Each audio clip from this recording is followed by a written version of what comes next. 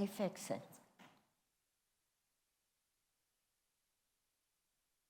We don't have the phone. All right, good evening, everyone, here and online. We very often have a visitor from New Zealand. I've not thought to figure out what time it is there. I have no idea. Chantal is figuring it out now. I don't know. But Alexandra joins us, so hello, dear. Yeah. All right, let's begin with a prayer.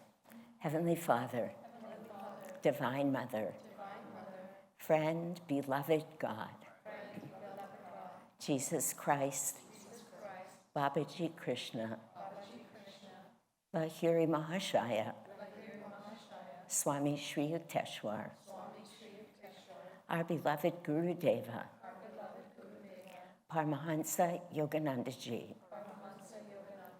saints of all religions, beloved Swamiji, we humbly bow before you all.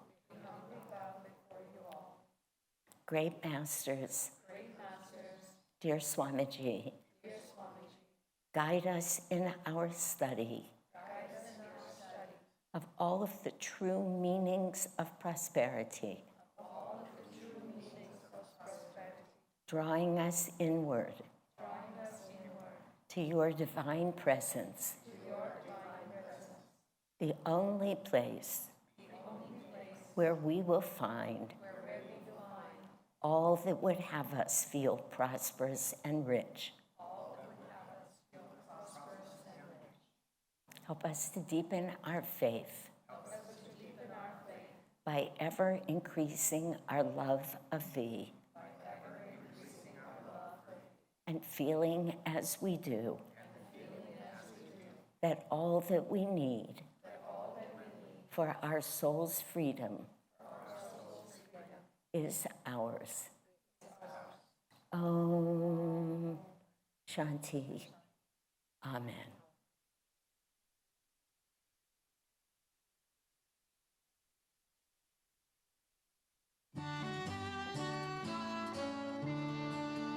Every morning when I greet the sun, when I move forward through crowded ways, in my heart, Lord, ever so silently, I will always think of thee.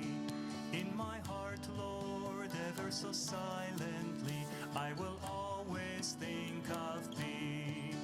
When I laugh, oh, and when I cry with pain, when my best friends misunderstand, in my heart, Lord, ever so silently, I will always think of thee. In my heart, Lord, ever so silently, I will always think of thee. Dear God, my God, I am thine for eternity. Dear God, my God, I am thine eternally. Though my path lead me over desert sands, though it take me through bitter storms, in my heart, Lord, ever so silently, I will always think of thee. In my heart, Lord, ever so silently, I will always think of thee. When I'm working and when in earned repose, let come victory or low defeat. In my heart, Lord, ever so silently, I will always think of thee. In my heart, Lord, ever so silently, I will always think of thee. Dear God, my God, I am thine for eternity. Dear God, my God, I am thine eternally. Dear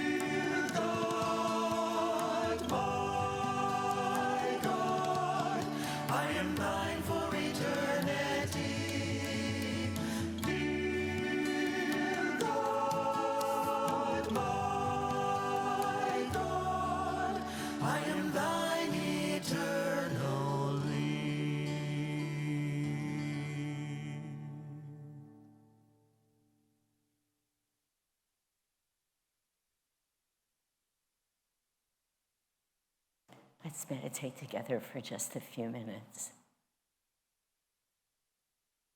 Focusing on the topic for tonight, prosperity is faith.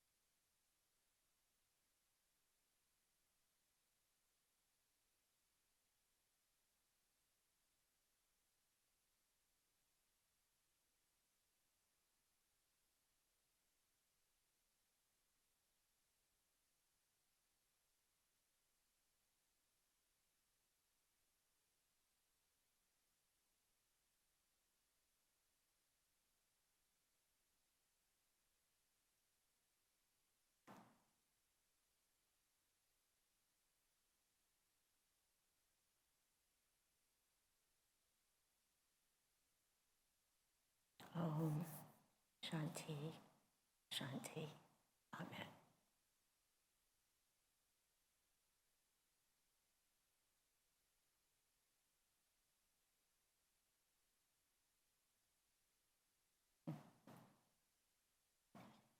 I just had this little story go through my mind that has absolutely nothing to do with faith, but I'll share it with you because it popped into my mind. One day when I was watching Jyotish and Devi giving a talk live in India, of course, they're saying, Shanti, Shanti, Shanti. And he says to this huge audience, every time I say that, or he always says we say that, we think of our dear, dear friend Shanti back in the, and I was like that, I was like, oh my God, he's talking. And then later I thought, what a slippery slope it is with ego. It's like, hey, he's talking about to me. And so when we were up at the colony leaders retreat, what they did is they reserved the big kitchen room in Serenity. So we would get our dinner, everybody who was at the meeting, and go over. And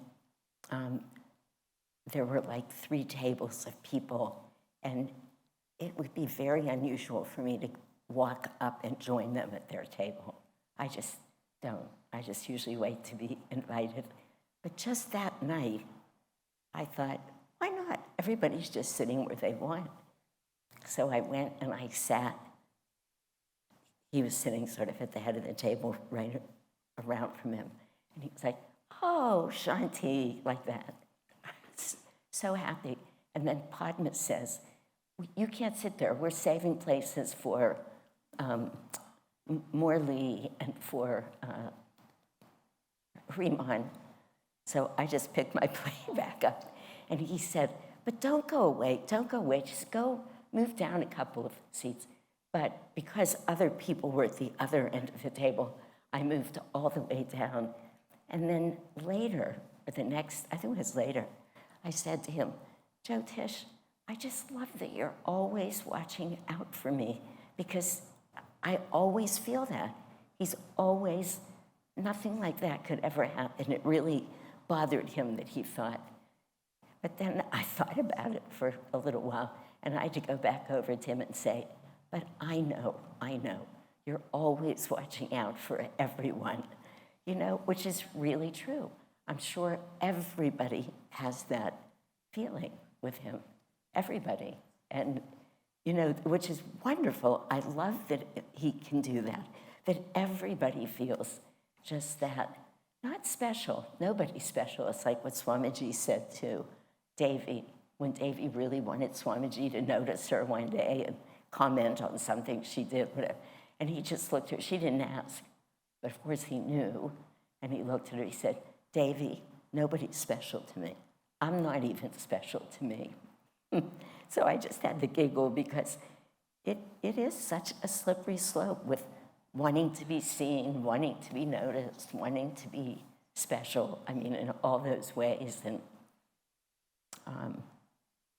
And for the people that we would probably want to feel closest to, feel their energy, feel their presence, we wouldn't want them to be that way. We want it to be like they love everyone the same with such an open heart because they're seeing, of course, God in everyone. Okay. Today, Shankri sent me a link to a video that I've seen probably several times before, but not for a long while. And it was just perfect. It was Devi reading excerpts from her book, Faith is My Armor. And I had actually forgotten where that title came from, though she tells this story in this video, and I've heard the story many times. But it's a very beautiful story, so I thought I would start tonight and just share that. It's just a little story. But she was sitting with Swamiji once, and she said he had just gone through a very rough period in his life. I mean, she says this on this video that's out there for the whole world to hear, so sure. He went through many more than just one rough periods, and she said, Swamiji, I just don't know. I don't think I could go through what you've gone through. I just don't see how I could do it. And she said he sat very quiet and very inward, as he often would when he was waiting for the answer to come. She didn't say that. That's my little editorial there, but it's true. And he looked at her and he said, faith is my armor. And I mean, now we know it's the title of a book, but it's the title of a book because it was his truth. He said that. He knew that.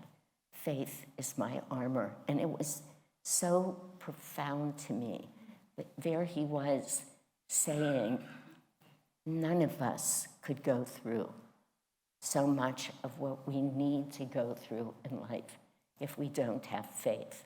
Now, he didn't define faith. He didn't even offer a commentary at the time. But to say faith is the only thing that will get us through most of life, because faith is really, and I'll read some things to you in Master's words or his words, faith has only to do with the depth and breadth of our awareness of God's presence in and behind everything. The more we know that, the more faith we have. And until we know that, we cannot possibly have faith. We can believe in something, but as Swamiji says in some of his writings, it's so perfect. He says, every good science experiment needs a hypothesis, and faith is the hypothesis. But as we prove that hypothesis, we work our way towards faith. And the more proof, at some point, and I'll come back to it, I want to read it exactly, but the more, so we work on increasing our belief, and eventually, the more true the belief becomes, the more faith we have. And the more faith we have, the more devotion we have. And you know, I was just thinking to myself today as I was reading some of these things, there's all of these key words on our path. devotion happens to be one of them. We don't actually hear the word faith all that often. I mean, of course, we have some Sunday readings around it, and it comes up. Of course, it has to. But devotion, we hear all the time, just like we hear willpower or some of these words. And eventually, you've just been studying for years, like we all have, everybody in this room, and probably people online, and you begin to realize no matter what the topic is, it's going to come back to the same 5, 6, 7, 8 qualities, spiritual qualities or experiences. So we're in trying to prove our belief. We get to faith, and the more faith we have, the more devotion we feel, of course, because through faith, faith and the awareness of God's presence are just so interconnected. Swamiji uses as an example of faith the story of St. Francis, who we all know is very dear to us. He's dear to all of us. He was dear to Master. So whether we would intuitively, all of us, know about St. Francis or feel that drawn to him, but when Master called him his patron saint, that means a lot. That's Master saying this man is a really high saint. So we've all read a lot of these stories, and of course, most years we have classes on St. Francis, but the story is a wonderful one. So the story is that Francis, I probably just want to see if I can pull up what the, oh, that's right. Remember when he called this convocation, he wanted all of the brothers to come back to him, whatever the announcement was that he was going to make. It was probably something about the order, I don't remember. But he put out the word, and probably it was truly like the word, like a Om, a vibration, because they were scattered and they were on foot. They were in all these different countries on foot. I mean, imagine this, really. But I used to think that when we were walking in his footsteps in Italy, which I think many of us have, and you realize this is the only way they had to get around. We get in a bus and we go from Assisi to Laverna, where he received the stigmata. He walked. They all walked. It's amazing. So it was a big distance, but he put out the word for his brothers to come back to him, and they did. And one of the brothers who was pretty much always with him, he was even in the other caves with him. I don't remember the names of those caves, doesn't matter. But Elias was one of those brothers that stayed close. And they said the numbers were going up 1,000, 1,200, 1,500. They're down in a valley just outside of the town of Assisi. And Elias is getting anxious, progressively more anxious. And he's saying, basically, Master, we have to feed these people. We beg for our food, but all of these people can't beg. Now there are 1,600 people there. And Francis just, he wouldn't be budged. He just kept saying to Elias, it will all work out.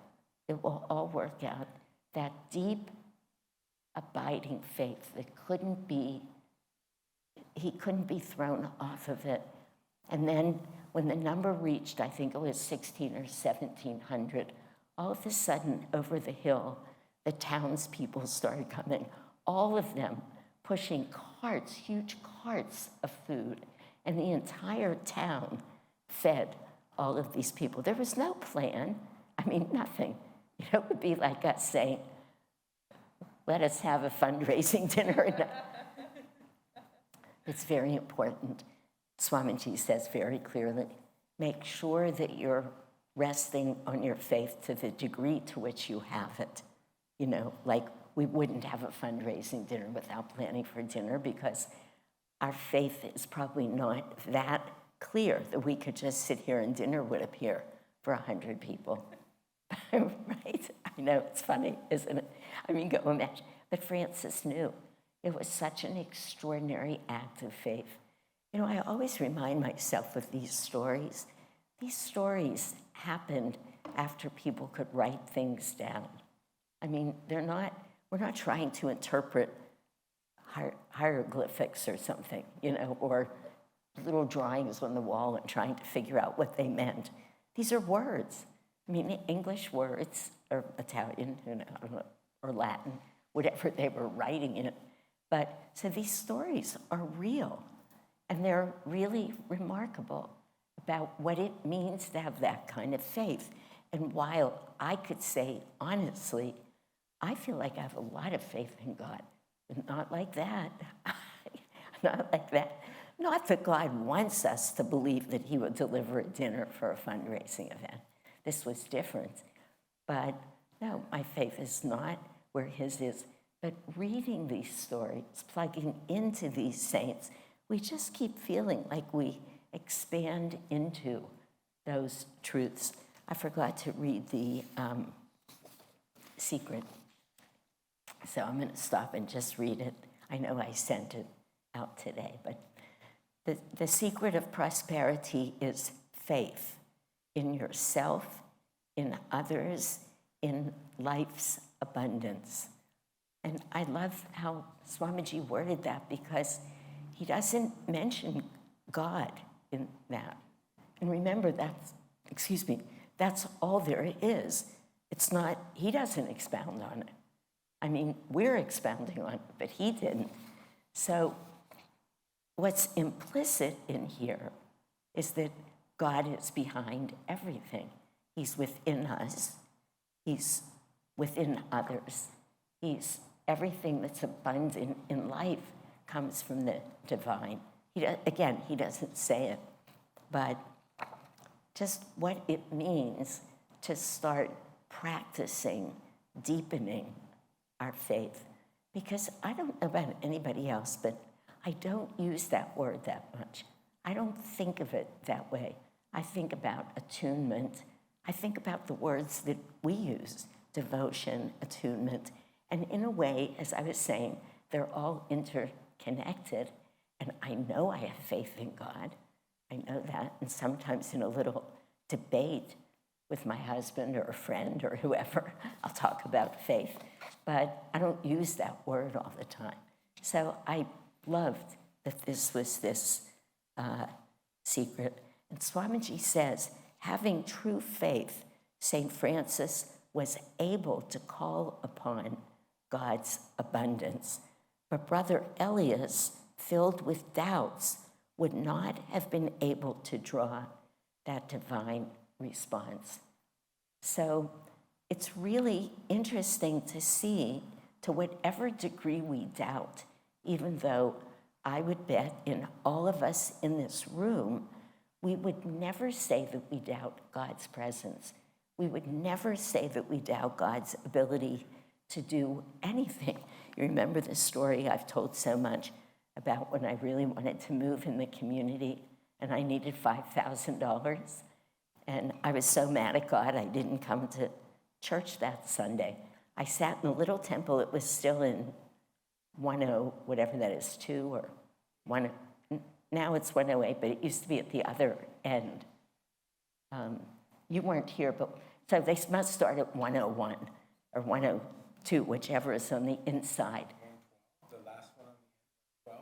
Where up near the side? Oh, it's 112? Okay.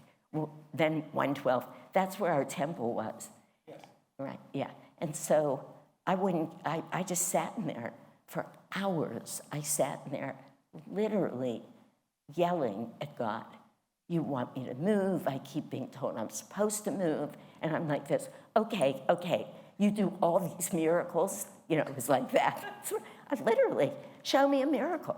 Give me $5,000. This is I'm sorry I don't have any witnesses, but for 4 hours, that's what went on.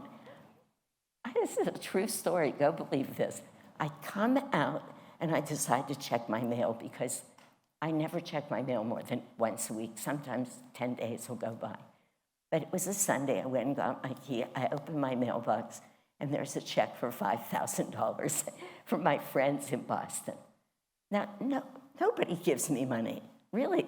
I couldn't think of the last time anybody had given me money in life, and it was, there they were saying, we know that you're having this struggle with your license, this whole thing was going on. You should not have to worry about money, so here's $5,000.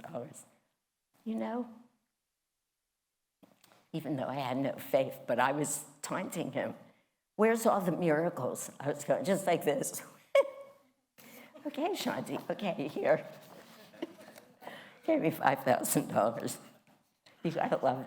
That was the birth of Iris, everybody. That's how Iris came into being.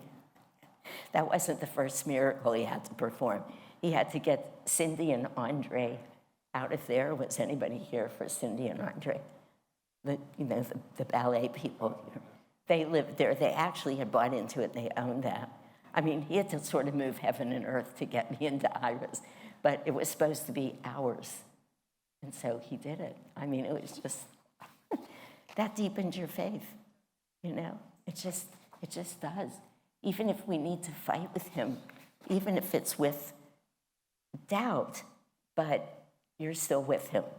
Not like what Swamiji is saying here. He was filled with doubt, so he couldn't draw that divine response. If we're doubting too much, that is an energy flow that blocks divine grace. And it's just, you can just see it and feel it so clearly. I'm just going to read various sayings, comments to you, and then we'll talk about them as we go. The point is, we must always act this is what I was saying before, act according to our current level of understanding, meaning we shouldn't try and take the boys across the waterfall, right? Like in the AY, okay. But also learn to deepen our faith in God. The more we give ourselves to him, the more he will sustain us. Somewhere else, Swamiji said, my experience is that the most practical thing of all is faith, because it works. What a beautiful statement. If you really have faith, somehow things work in incredible ways. Not blind faith, but faith born of the experience of God's inner presence. That's the real meaning of faith. The deeper the experience, the deeper the faith. And I think that's important for us to know. We're not waiting for the finished product, but the more we can invite God in, seriously, saying, you come, you take care of this, you show me, the less room we leave for our egos in that. And it's not always easy to do that somewhere else, and I probably won't come back to this, but Swamiji's written the better part of a paper on why God's not going to make it easy for us. Basically, he's saying, do you think he's going to make it easy? Of course not. But says that, and we know this, we all know this, the harder we work, the more energy, right? The greater the flow of energy, the greater the magnetism. I mean, we're on our way there. So the harder the struggle is, always with ego, what else is it? There's nothing else. The whole of the spiritual path is getting rid of ego. And that's what Swamiji said. And he said, we do this by deeper, longer, you remember? Thirsty, guru-given meditation. That's how we do it. One way. I mean, the other truth is, and if I come to it, I'll read it, we're not sitting and meditating 18 hours a day. Most of us aren't, I don't think. So, but that the more that we're willing to keep giving it to God, keep giving our problems to God, keep sitting still. It's interesting to ask ourselves, why did we reincarnate at this time where things are hard in the way that they're hard in the world around us. Why did we do that? Because we have the choice. Yet we came into, we're not far enough into Dwapara to just even be reaping all of the benefits of it. Though what I'm realizing more and more as I'm preparing a little bit for tomorrow night's class, just going back to the holy science, is that it's never going to be all that easy in Dwapara. It's not like, yes, it's way better than Kali Yuga, and it's ascending, not descending. That's good news. But it's not great. I mean, there's a couple of 1,000 years of not fabulous. Our prayer should be, may we all reincarnate together in Satya Yuga. That's the prayer that we want. But the truth is, we'll all come back at exactly the right moment for our soul's progression. And we came in now so that we could be faced with exactly the challenges that we're faced with, because there's so much progress that we can make right now. You know that line in, or paragraph in the Raja Yoga book about how many souls are in the astral worlds who hang out there for a while. They hang out because it's so pleasant. It's just so easy. I mean, I don't remember, but according to everything we read and according to what Swamiji says, the sounds are beautiful, the light's beautiful. It's just easy there. But Swamiji says in that Raja Yoga book, those souls that really want to make progress, they dive back in because it's so much harder here. But this is the way to be free, not hanging out in the astral world, because you're not there yet in the astral world. By any means, you're not there yet. So, I mean, it's a long journey that we're on, and it's not going to be easy. But the more that we can sit and even begin to remind ourselves that what we're doing with a lot of our practice is working on deepening our faith. And I'm going to come to some lines that I want to read to you. Our true security, Swamiji says, lies in our deepening attunement with God and Guru and the sense of God's inner presence. This is what I was looking for before. This comes not only through sadhana and deep meditation, but also by living your life, but also by living your life with the consciousness of God's presence. And Jyotish always says this. I mean, he says it in so many of his articles, not that I read today, but that I've read. He always says, as many times a day as you can remind yourself that God is the doer. God's doing this. God is doing this through me. Because it reminds us that how present God is. I mean, there's nothing without God. It's sort of a silly way to try and talk about it. But the more we say it, for big things, for little things, for the tiniest of things, God, God, God. I mean, no wonder Master wrote that poem for us, literally, in waking, sleeping, dreaming, eating, meditating, chanting, divinely, everything covers every minute of every day. God, God, God. And this is what Swamiji is saying, but also by living your life with the consciousness of God's presence. So we need to find ways to remind ourselves, because as hard as it is for us to accept this, we forget, right? I mean, how many times during the day could you say to yourself, maybe it's just me, but I could say to myself, wow, an hour just went by and I didn't think about God. Really, it's the most amazing thing, but that's true. I noticed that at times. How could that much time go by that I don't have that awareness of God's presence that Swamiji's talking about. Remember, all of this is about deepening our faith. Faith is the knowing, right? The absolute knowing God. It's not the belief in God. It's the knowing of God. So it's actually a whole other thing. It's the proof of the hypothesis.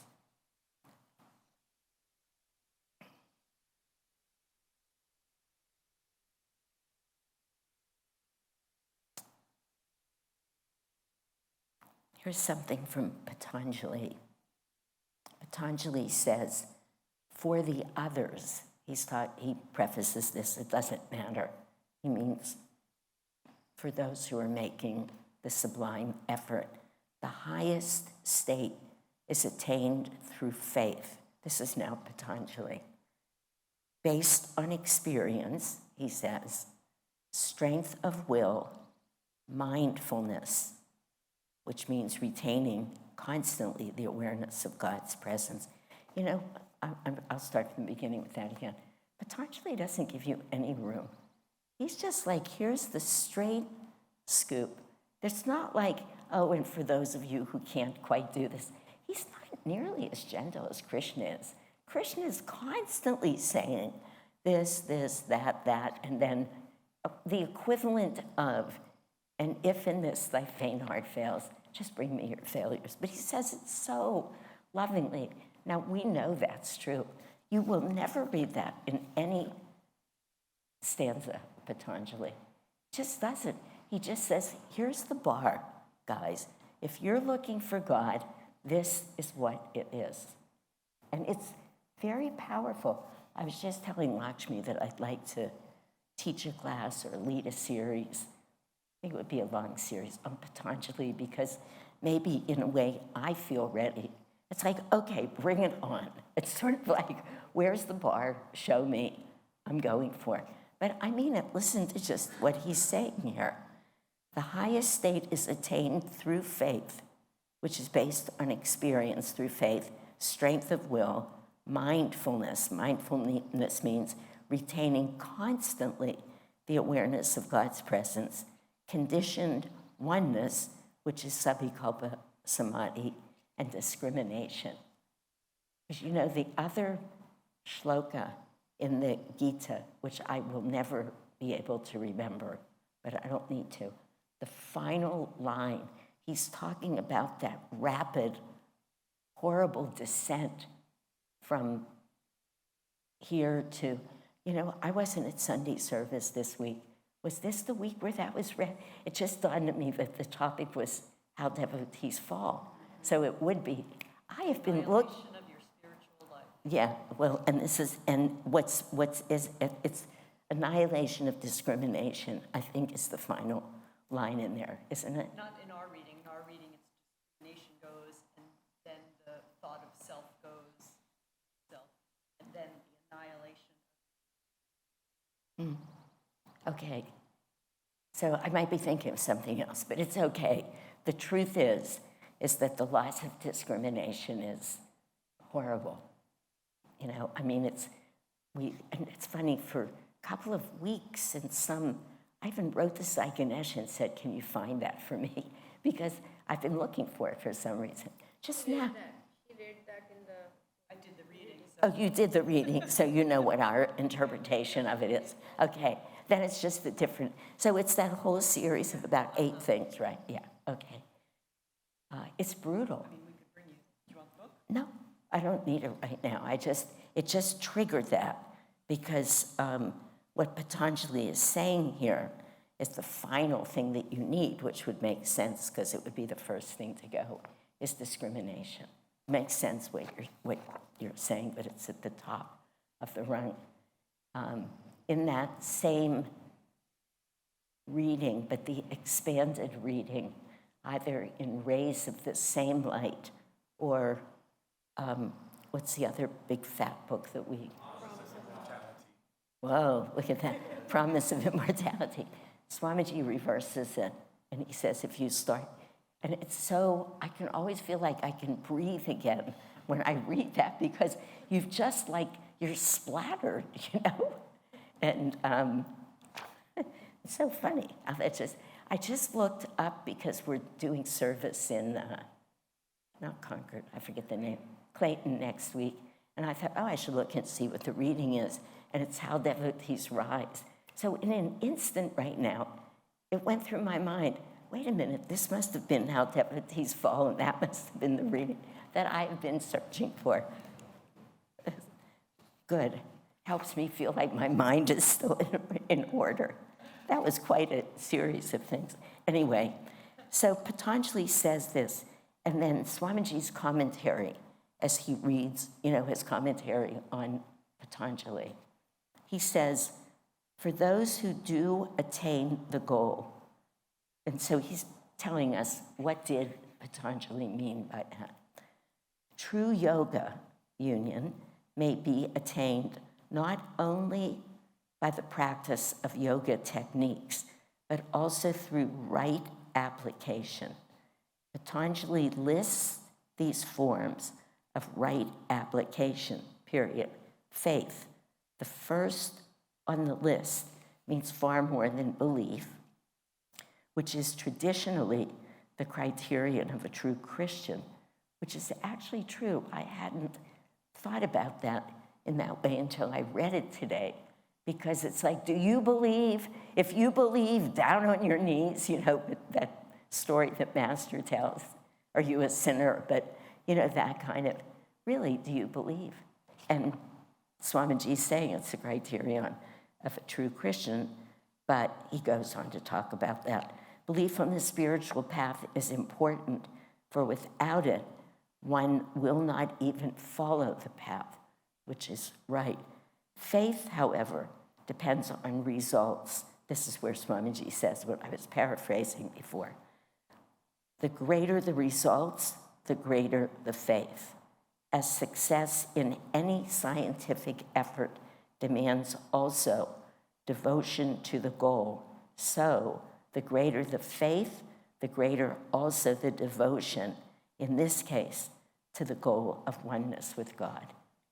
So he's describing and he's saying, look at this. Patanjali is saying to you that if you want to know God, to be free, not just know God, yoga, union, there, faith. He listed first of all of the, he doesn't call them right attitudes, but right applications, faith, that it's so important for us to be working on developing faith. Okay.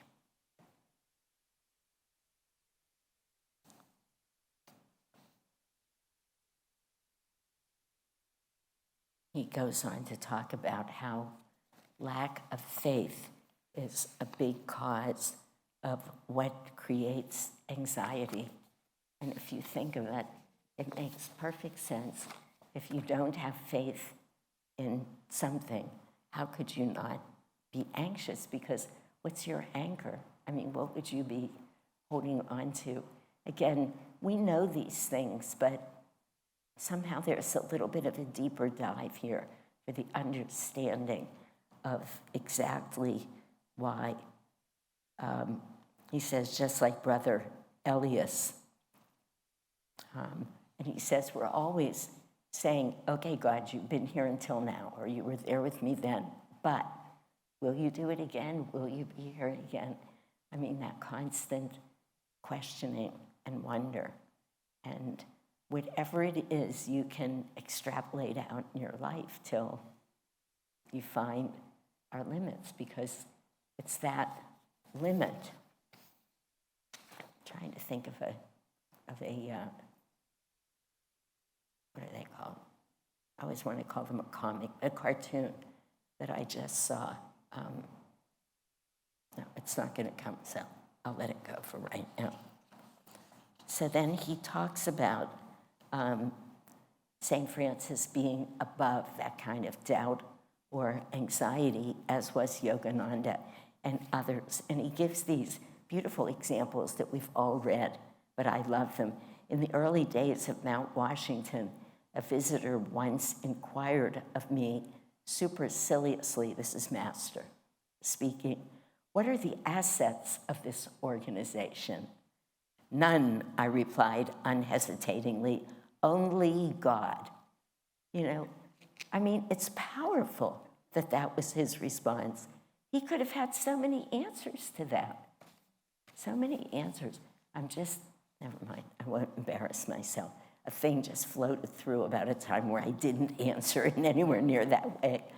A couple of years ago at a colony leaders meeting, you can see it's still haunting me. I could tell you exactly. My answer was so off, like I would have been saying, well, the assets are, we have money here, we have this here, we own 4 buildings. No, Master just says, none. It's all God. And it is all God in the form of money, in the form of a building, in the form of devotees who come. Whatever it is, it's all God. The great saint Ananda, I know we know these stories, but these are examples, beautiful examples, had that same deep faith. One time, Swami Kriyananda asked her about world difficulties. Her reply was simple and memorable. Don't you think that he who created this world knows how to take care of it? I love that line. The saints just know it. It's just right there. But again, within what is real to us, we can say these things like affirmations. And there is that beautiful affirmation, which we'll talk about in a moment. But we can't just sit back and say, oh, God will take care of everything, when it's not a real deep, when it's not truly faith for us, because God won't take care of anything then. There is no God to take care of anything.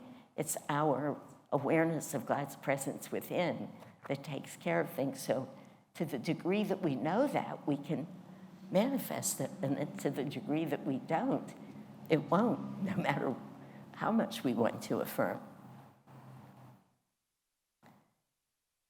He says, above all, God wants us to grow and expand. It wouldn't help us if he resolved our fears by saying, oh, poor you, you're a little worried? Let me give you whatever you think you need, money, savings, security. Then you won't have to worry. What he says is, why don't you develop more faith so you need never worry again? Isn't that beautiful? I mean, just the way Swamiji words it, that's what he'll give us. That's the gift. Develop and deepen your faith.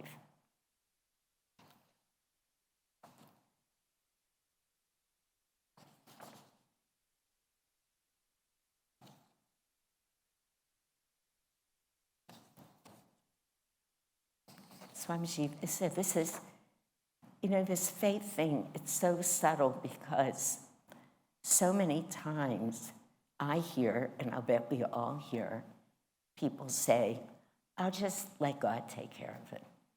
And it's just like that. Or I'll just pray and God will take care of it. But it doesn't work that way. It's not like as if God is outside of it. It's about, I'm saying this again and again, the work is on the deepening something within ourselves, or nothing will be taken care of. But Swamiji says, ultimately, when our faith is deep enough, we can say to Divine Mother, I'm putting all of my eggs in your basket. You take care of the details. This is not irresponsible if our attunement is profound. That's what he says. As our faith deepens and we rely more on God, we will be guided to make the right choices outwardly. More importantly, what happens to us outwardly just doesn't matter very much, which is really the ultimate. So I'm just going to,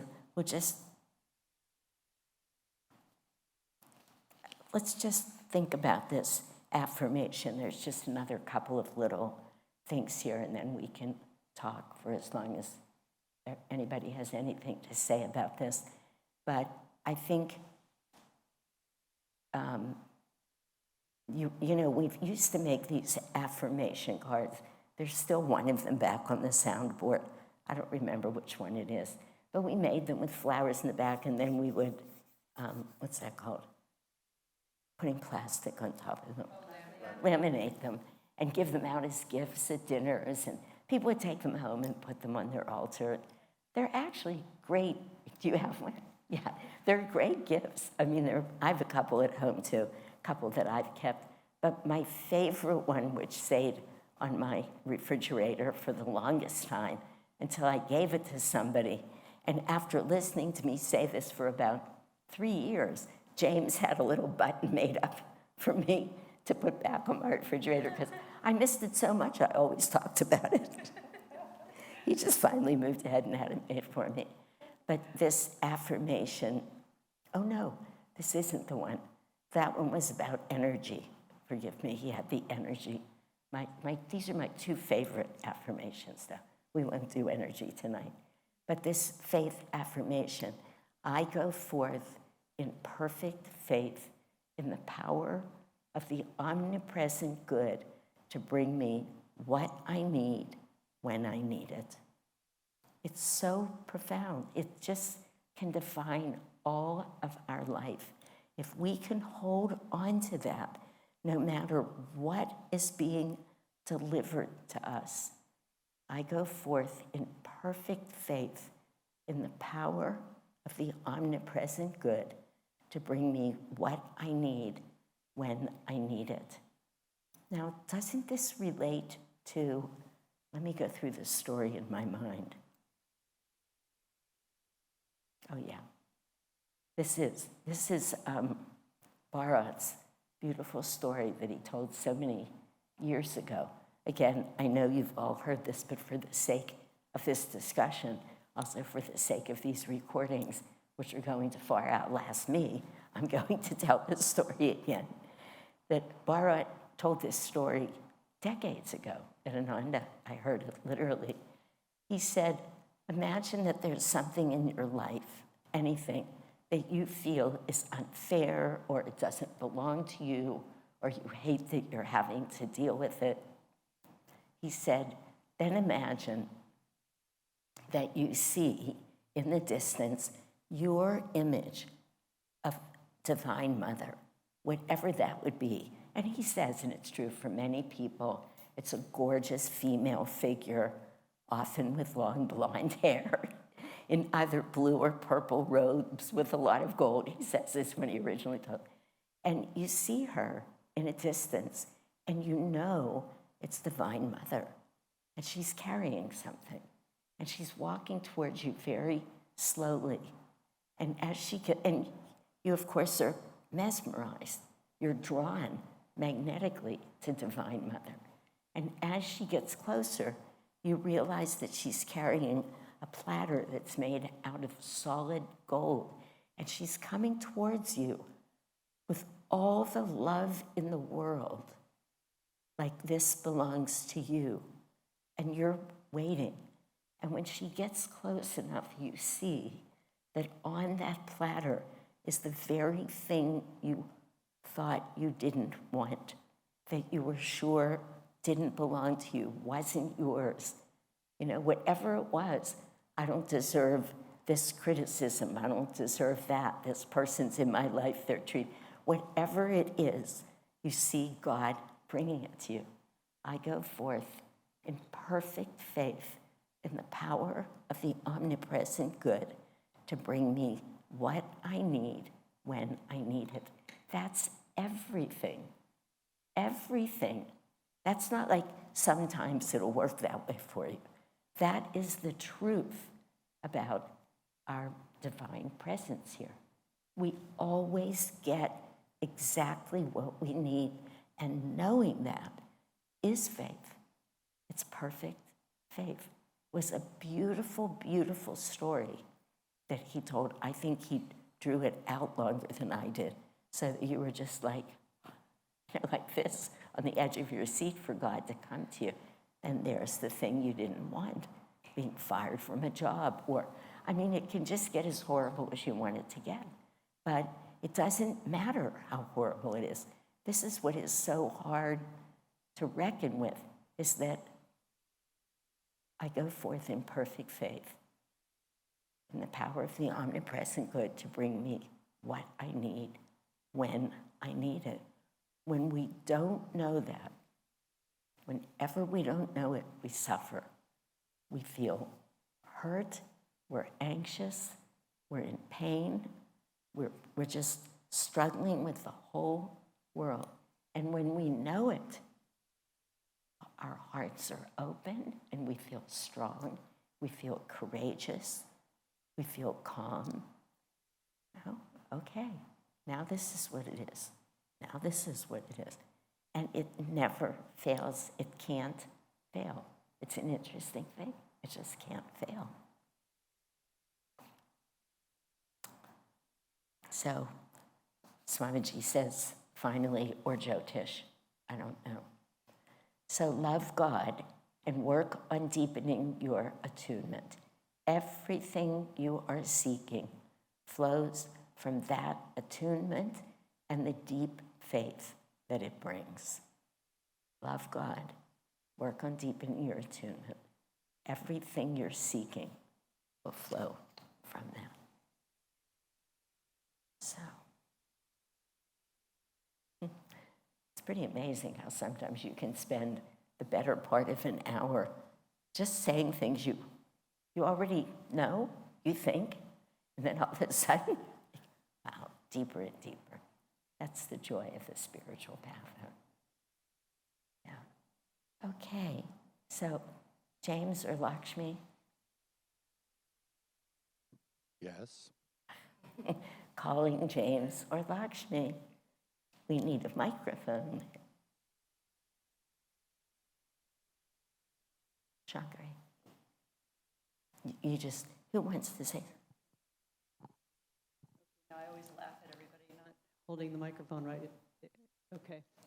So this thought just came while you were talking. Maybe like other people in this room, we believe, yeah, we have faith in God, and still our actions, my thoughts might not be pretty and they might not convey that. But I was thinking how, oftentimes you can use the illustration of a parent and a child, I was talking, well, so I'm thinking of husband and wife now, and how, let's say my husband's working on a project and maybe is having some chagrin over it, but I can stand perfectly in faith knowing it'll all be okay. So I feel a little like God, or maybe I'm feeling God in that moment, because it doesn't matter what his project turns out as, because I know it's all okay. And so even in the midst of anxiety and such, I guess underneath it all is that little bubble of joy or presence, knowing it'll all be okay. Yeah. Thank you for sharing. Do you have more to say? You may. No, just that it goes along with in perfect faith, because I'm going to move forward no matter what. And yeah. I will say this, though I know you didn't mean it this way, and we can learn from this, but boy, it's so much easier to see it when it's somebody else's project. I mean, it just is, and I think it's good, it's great, and particularly in whatever relationship we're in, husband, wife, parent, child, friend, if we can stay steady like that, I mean, whenever we can, that faith and that depth of knowing, it is contagious in a way. I mean, it's energy, it's consciousness, it's expansive. So it is a beautiful thing, and we have to keep practicing it. I mean, in our own lives, whatever comes of itself, let it come, is what was just coming. So I know I hear what you're saying, and I think it's right, And I think our goal is to get to that place where no matter what the project is in our lives, do you know what I'm saying? Because my husband is my project. I was wondering before, I was thinking, is Stephen nervous? Is he nervous? No, I mean, and even part of my point was even just that, if he, I'm making a story that we all have in our lives every day. But, I mean, I think my point was even going towards, and it doesn't matter how it turns out because I'll love you if it works the way you want it to or not. And so again, it's what's the word? Well, yeah, pretending I'm God. I can't think of the word, but it's like, oh, this is how God feels. No, it's a Yeah. divine quality. I think this is what you're saying. Correct me if I'm wrong. But you're saying it's a divine quality, and when we let it in, even that perfect love, divinely loving. I mean, isn't that one of the lines in God, God, God, too? Divinely. I mean, it's there. Yeah, and it's beautiful when we can get there because, honestly, ask ourselves, how often are we there? Particularly the closer to home it gets. It's much easier to lose what you're describing. So it's beautiful to have that perfect love. It's perfect faith, which is actually perfect love. Yeah. I'm not sure. Were you ready to give that up, Rita? Can you read the secret again? The secret of prosperity is faith in yourself, in others, in life's abundance. So I say that because to me, the example that Rita just gave is the example of, in others, having faith in others is tying into that prosperity. It's true. Yeah, that's really true.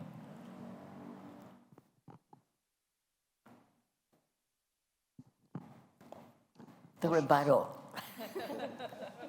I'll complete this circle that Rita began. I'm going through some type of crisis in faith right now regarding my business. And it's, I'm seeing... Maybe you have to hold it down a little. Thank you. Oh, Okay. Anyway, I'm seeing how it manifests with me, how this thing sort of plays itself out, and it's fear-based, and it's fear of what might be. And as a result of fear of what might be, I'm kind of back on my heels, because I don't want to take the steps that might lead to that. And if I don't, then that won't come. But I have to. This is my dharma. I mean, it's mine to do. There's no question in my mind. And I'm, I'm wanting to walk that path. I know what the pathway is. I know the way through it. And it's mustering courage. yeah, it is. And, it's not as if Master has abandoned me or us ever, not once. And yet, somehow here, I can't quite see my way to that, to the point, because it comes down to this. I have to engage in order for Master to engage with me. That's exactly right. And if I don't, he's nowhere to be found, because that's the way it works. This is the way divine law is set up. We know this. It's a simple mathematical equation, right? Master laid it out. We do our 25%, Guru does 25, faith of God, 50, or the intervention of God. However, our 25% involves 100% of our effort. And there's no way around it. And in other circumstances, I have no problem engaging my energy and just full force, really good concentration, just getting it done. And, it's one of these things, karmic. I suppose everything is karmic, but it's like, okay, what is it that keeps me from understanding what I intuitively understand in so many other life situations. That's it. It's just like, this is life. Yeah, it is life, and I think we just keep talking about it and talking about it, and you know, it really is like the spiral, a stairway of wakefulness, because we look at the same things, but we somehow, the perspective changes, the depth changes, and I think, as I listen to you speak, what it brings up for me, but I think is truth anyway, is that to whatever degree we're attached to an outcome, faith is hard. And that's hard for us as human beings. We're very often attached. So if we say, you know, I'm not sure what I'm supposed to do next, or I'm not certain which road to take, and I'm going to keep listening for you, and to the best of my ability, I'm going to put 100% of my energy into it. That will work. That will bring God in, and God's guidance can be more pure. To the degree, and we're human beings, this is so hard. To the degree that we want a certain outcome, we're in the way. And it's different than giving it 100%. You know, that's that saying that everybody says, let go, let God. Easier said than done. So I feel some of it is just living through lives and learning. And when I listen to you, and with God's grace, we're all doing that. But I also feel it comes up, and it just feels so meaningful to mention that so much of what trips us up and is attachment to an outcome. And it's so subtle at this point in our lives because we're so far down these roads. And it's so easy for us to say, okay, I'm just going to give 100% of what I have. But lurking somewhere is often, and you better, or and I hope, or I don't even know if that's ringing true for you, but I do feel that it's a piece of why it's not easier to just give it everything we have and let go. Because we're still in these bodies. It's the practice of nishkam karma. Yeah. Action without wanting the fruits. You know, we're just really, it's such an interesting exercise to disassociate yourself from that when it seems so important. It's very, very important to say that. I mean, and to know that it's true. It is these minds. Here we are. Could be worse. We might not be sitting in this temple tonight.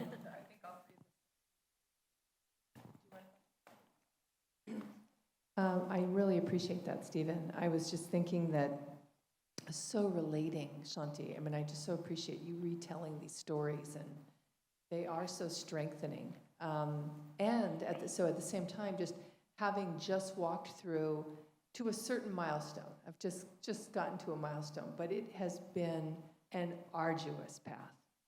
And the arduous has been about my consciousness the entire time. Just like, oh my gosh, like I could just feel, it's incredible to me, you know, just how close anxiety was looming, how close the trembling of, and have to like just keep coming back to attunement, and there was a certain point where it dawned on me, you know, this arduous climb, look how much energy you're putting out and how good that is. Like at the end of the day, whatever the outcome of all this effort is, who knows? Yeah. But the likelihood that my magnetism for God is increasing, because I'm hanging on with every fiber of my being. Like I better go read again. I better meditate again. Like just and just like something just came together, literally in the last 2 days. And when the one thing came together, I smiled. I go, yeah, it's just been such a cliffhanger. God was not going to answer that one until the 11th hour. And it and it's not over, but it's just a particular milestone of the effort that required a faithfulness in the Dharma, a faithfulness in this is what I'm meant to give my best to. And in no way can I control what's going to happen, who knows. But I loved what you were saying, because I just feel that faith is the only thing that has been seeing me through. And the truth is, look, I can tell, right? At certain moments, that would give me a solace of like, wow, your faith is increasing. Because I just keep saying, like, in a humorous way, when you're like, where is it? You know, my humor with God is like, if you can pull this off, it is a miracle, right? And pull it off through me. That's like, yeah, not feeling like I'm the right, anyways, I do know I'm the right vessel, but, so then I'm just gonna end with this very sweet thing that I thought of you in your beautiful story about the check, you know, this miracle, truly, of this fundraiser, right? And before we came that day, James was saying to me, I said, oh, we're gonna write a check, right? And we had talked about a certain amount, and I said, should I write that? And he goes, oh, well, Shanti actually wants everyone not to write it ahead of time. And I literally knew. I said, I go, really? And he goes, yeah, because she's going to do a centering thing and have everyone tune in and then write it. And I said, okay, well, what if I get a different number then? Right? Like, I mean, we agreed on this. What am I supposed to do? And James is like, well, I don't know. I go, oh, all right, okay, well, I'll come. I won't do. And of course I did, right? Double the amount. Yeah, double the amount. Shanti's not stupid. Right? Yeah, Shanti's not stupid. So I jump up and run back to James in the back. I go, all right, well, I told you this might happen. What do I do? Right? He said, oh, you know, and I was like, oh, I don't want to make the decision myself. It was so clear. It was so crystal clear, right? So I go, oh, for heaven's sakes. And so then James laughed. He goes, he saw all these couples talking, like all these people kind of like, what do you think? He goes, follow it, trust it, do it. I go, okay, all right. So I go back, right? So I write it. And the thing that literally is so beautiful about that, we come home that night, get the mail, right? A student makes a payment on something. She's doing these payments with me for a course, so it doesn't come very often. I didn't even know it was coming, the exact amount. The exact amount of doubling it. Because he goes, well, where's it going to come from? Who knows where it's going to come from? Like, I don't know. I go, but it was clear, this is what we should write. And then so I showed him, I go, look what just came in the mail. He laughed. He goes, why do we worry about anything? I go, yeah, exactly. So had to share it. Thanks. That's a great story. Pretty interesting. I did the same. Really? I did the same. And it's interesting in a way how the mind works, playing the games, but then the other way around. I think, Stephen, what you brought up, I struggle with it too. I think something I struggle with more as thinking that I have to make it perfect. Yeah. And perfection needs that I need more time, and that time never comes. Right. I think maybe this Sunday service I was talking to Eric, he was saying exactly the same thing, that Nishkam Karma is what I have to learn in practice, not in theory. I understand the concept, but it's freaking hard to implement it.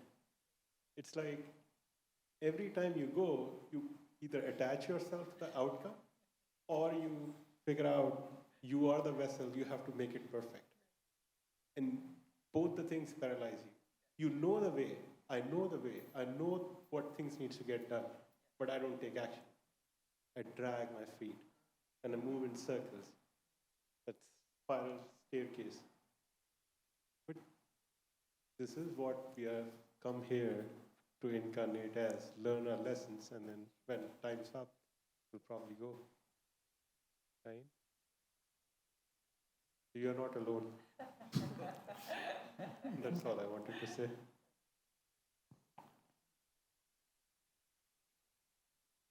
I want to ask this question about faith. I think somebody mentioned, I don't know, that deep down there is faith, that you know that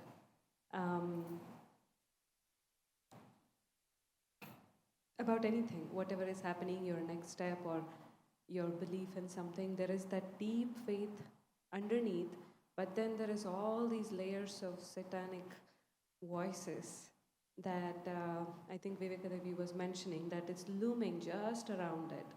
And you still need to go through that, almost like cutting through the sword. Although they're clouds that they just keep wondering, how does one, I don't know whether deepen the faith is the right word, or expand the faith, so that the clouds don't keep coming behind you, waiting. When is it that you're going to forget? Then I'm going to... Well, I mean, of course, it's the question, and the answer is the path. And I mean, I don't mean it to be facetious, but, you know, our job here is to constantly be practicing, whether it's a practice of meditation, it's a practice of nishkam karma, it's a practice of opening our hearts, but I mean consciously, as many times a day as we can remember, you know, to just keep coming back, because probably everybody in this room knows what the truth is. We have it intellectually. We're not living it perfectly. If we were, I mean, we just simply wouldn't be here. That is soul freedom.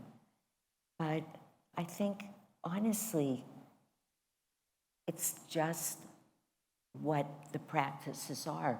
And it gets really hard when you're out there on a limb that doesn't feel very solid. It's easy when life's going okay, or you just made a right decision, it all worked right, and you're feeling really good. Oh, I just listened to God, I heard it, it came to me in meditation. These things happen.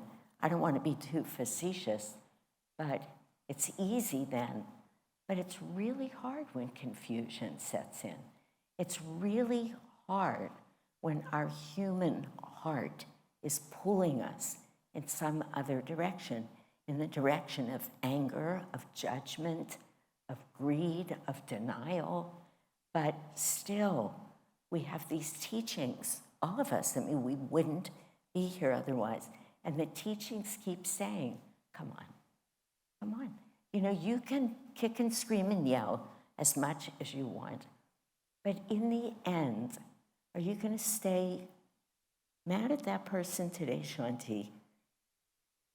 Are you going to keep justifying, you know, like that? Or are you going to say to yourself, that is God himself looking at me, behaving in just that way to give me just this opportunity, and mean it, you know, really mean it. The other day I had a situation, and we just all live with these things. Of course, to varying degrees, because quite frankly, we're not all standing in exactly the same spot on the path.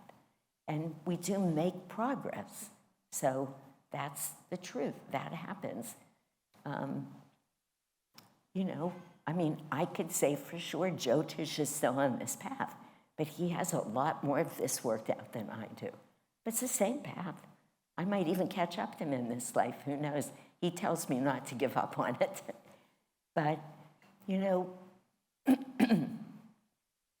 somebody who I have a lot of dealings with in life just really behaved badly in a way that was not just terribly inconvenient, it was for me and for others, but it was kind of passive-aggressive.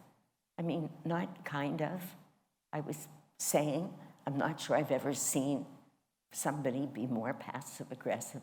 Passive aggression is very difficult to deal with because they won't come right at you. You know, you're just trying to get like, okay, would you stand still and say what you mean? But somebody won't.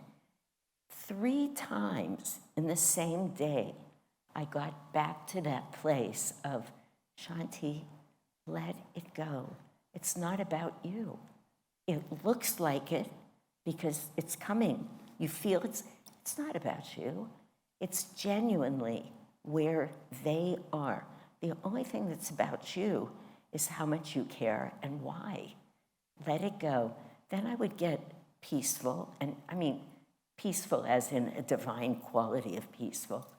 And then an hour and a half later, I'd be telling the story again. And I would be feeling myself getting worked up again, and I'd say, let it go. And I'd let it. This is in one day, you know. I think each time, I'm not making fun of myself because I knew what the goal was, and I knew the goal was important to me. I knew what they were doing. I wasn't off about that, but that's their problem. My reaction is my problem. And I'm saying it to say, this is the nature of life. We just keep having to keep coming back. We face the same things. We face the same demons, and we just say, okay, we are on a spiral staircase. Means it's going to improve if we want it to. But we have to just keep coming back with it. You know, I had this incredible story. I mean, incredible. It's not incredible. It's just exemplary in a way. Barry is facing, potentially, we don't even know yet, but maybe some very big dental work. And you all may remember that last year, I went through a year of so much serious dental work. I tell people, and it's the truth because I did my taxes, I spent $18,000 on dental work last year. That takes a lot of dental work to get to that much money. I mean, it was painful. It was constantly painful. I was constantly being jabbed and poked and put to sleep and awakened and just went on and on. So he's facing that he might have to have this thing. And for the first 24 hours, and he said to me, which is hard for him, I need to talk to you about this. I'm really worried. And in my mind, I'm going, really? I mean, it's one, you know, this is what's going on. And I will be able to totally be there with him. I'll drive him. I'll bring him home. And I, in the meantime, last year was, unless I had to be put to sleep, if I had to be put to sleep, Lakshmi or James or somebody took me, but otherwise driving myself to some very horrific experiences, you know, just like tough it up, Shanti, and I did. And I did. I mean, I didn't miss a class or a service or, you know, you just do what you need to do. And in a moment, the next day when he brought it up again, I just said to myself, what are you doing? What are you doing? So I said to him, let's really talk about this. And I said to him, look, let me say this to you. Whatever you have to go through, I'm with you. You're not going to go anywhere alone. And here's the way that we're going to walk through it. Here's how it's going to be made much easier for you. And I just spent, you know, maybe 30 minutes. He looked at me and he said to me, thank you so much. I feel so, I mean, this was going on and on. And I feel so relieved. You know, I was justifying for days, like, now you're going to complain? But what is that? That's like the worst kind of Jewish humor stuff, right? It's not humor. But even that accent, what, now you're going to complain to me? Do you remember what I just went through? No, he doesn't, and it doesn't matter. What's the point? The point is Nishkam Karma. And then what happened? He felt better. But what really happened is that I felt free. I felt my heart open. But it wasn't the first place that I went. We're all just watching ourselves. The most important thing is as much as we can not to let ourselves off of those hooks, because the hooks are big and they're made just for us. Here's your personal 1,000 hooks, Shanti, and they're not anybody else's hooks. But it doesn't matter how hard it is. We have to go forth in perfect faith, So,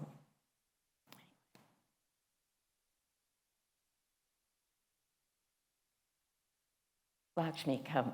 Lakshmi wants to speak. That was too early of a...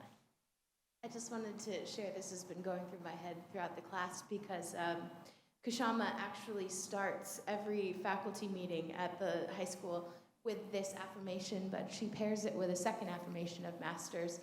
I think it's two separate ones because I was just trying to look it up and see if it was one. I always thought it was, but it's, what you just said, I will go forth in perfect faith in the power of the omnipresent good to bring me what I need at the time I need it. And then the second part that she always pairs with that is another affirmation. The sunshine of divine prosperity has just burst through the dark skies of my limitations. I am God's child. What he has, I have.